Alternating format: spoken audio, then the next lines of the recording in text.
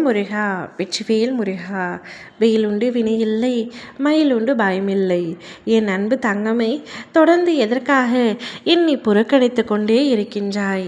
என் மேல் மரியாதை இருந்தால் என்றாவது நான் சொல்வதை முழுமையாக கேள் தங்கமே.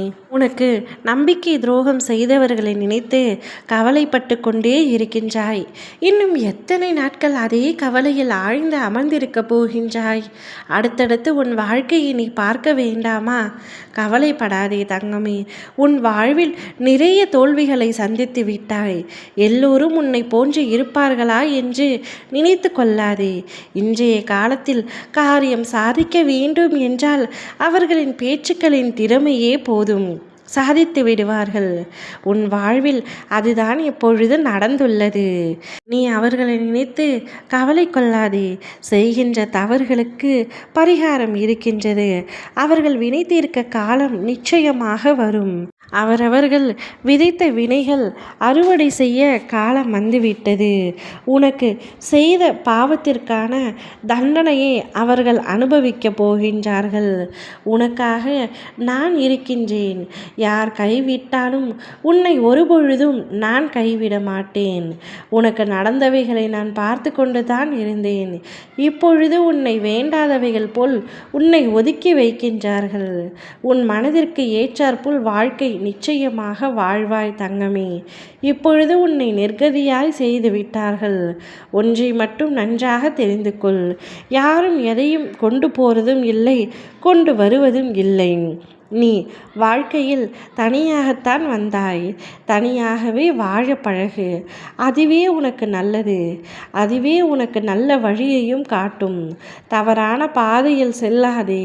நீ செய்கின்ற தவறு அது உனக்கு இரட்டிப்பாக பல மடங்கு உன்னை வந்து செய்யும். நீ செய்கின்ற தவறுகளை திருத்தி கொண்டால் தீமைகளில் இருந்தும் விடுபடுவாய்.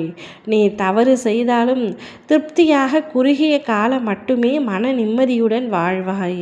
உன் மன திருப்தி இல்லாத போது பல மடங்கு சோதனைகளும் வேதனைகளும் உன்னை சூழ்ந்து கொள்ளும். ஆகவே தவறுகளை திருத்தி நியாயமான வாழ்க்கையை வாழ கற்றுக்கொள்.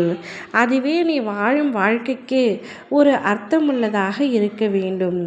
உன் வாழ்க்கையை நீதான் வாழ வேண்டும் அல்லவா? வாழ்வில் துன்பங்கள் வரத்தான் செய்யும். அதை எப்படி கையாள வேண்டும் என்பதனை சிந்தனை செய்.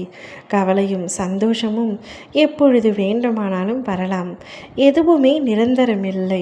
உன் வாழ்க்கையை நீ வாழ்ந்து தான் ஆக வேண்டும். உனக்கென எழுதப்பட்ட விதி அதுவே. உன் விதிப்படித்தான் உனக்கு எல்லாமே நடக்கும். உன் அப்பா நான் அதை உனக்கு சந்தோஷமாகவும் மன நிறைவோடும் வாழ பழகுமாறு செய்கின்றேன். நீ அப்படியே வாழ கற்றுக்கொள் தங்கமே. நிச்சயம் உன்னுடைய வாழ்க்கை சந்தோஷமாக மாறும். தேவையில்லாத கவலைகளை மனதில் இருந்து முழுமையாக அகற்றிவிட்டு வாழ்க்கையினை சந்தோஷமாக வாழ முயற்சி செய். உனக்கு பிடித்தவரோடு வாழ பழகு. ஓம் முருகா வெற்றிவேல் முருகா.